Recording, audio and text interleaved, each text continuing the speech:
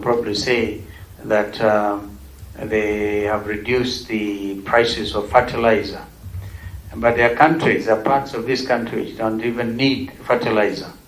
They just simply sometimes rely on farmyard manure because fertilizer will dry their small places. Therefore, what exactly would you recommend? Because Kenyans went to the streets complaining about the high cost of living. Some of them wearing sufurias on their heads. And we are here to try and see whether we can help mitigate the situation.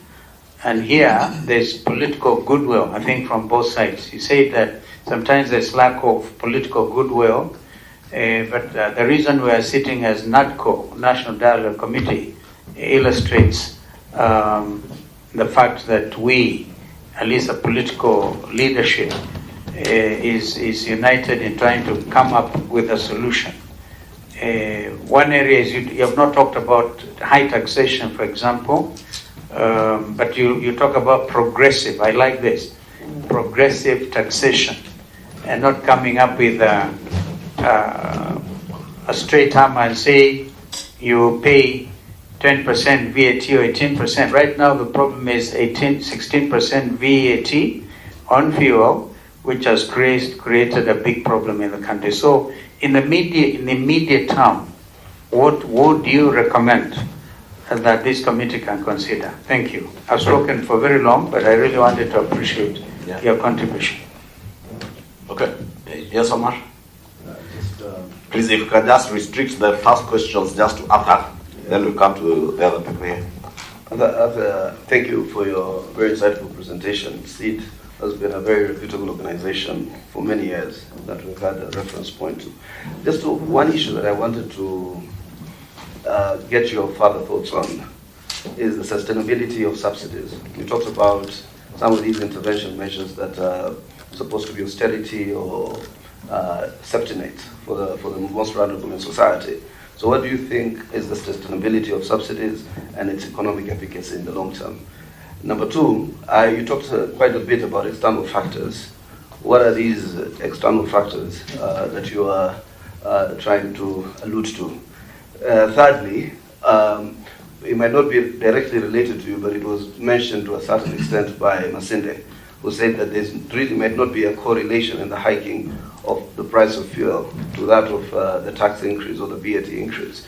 But one of the things that it is also related to is the volatility of the dollar against the Kenyan currency. Thuge told us that the dollar has been the Kenyan shillings have been overvalued by about 25%. Do you agree with that?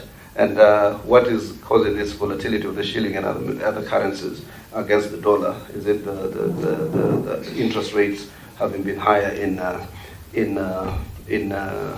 the US, where I think right now they're almost 5 or 6%. And lastly, the role of agriculture, that has been the emphasis of the Kenya Kwanza government. We are saying that we want to boost production of, in terms of food, because we import about $8 billion worth of food, including cooking oil.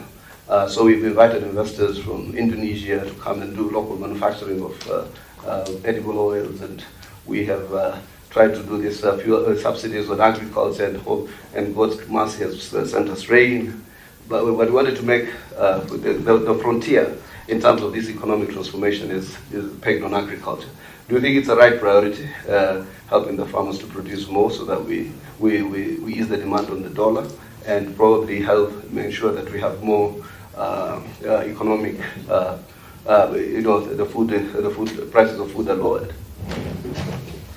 Yes, Eugene.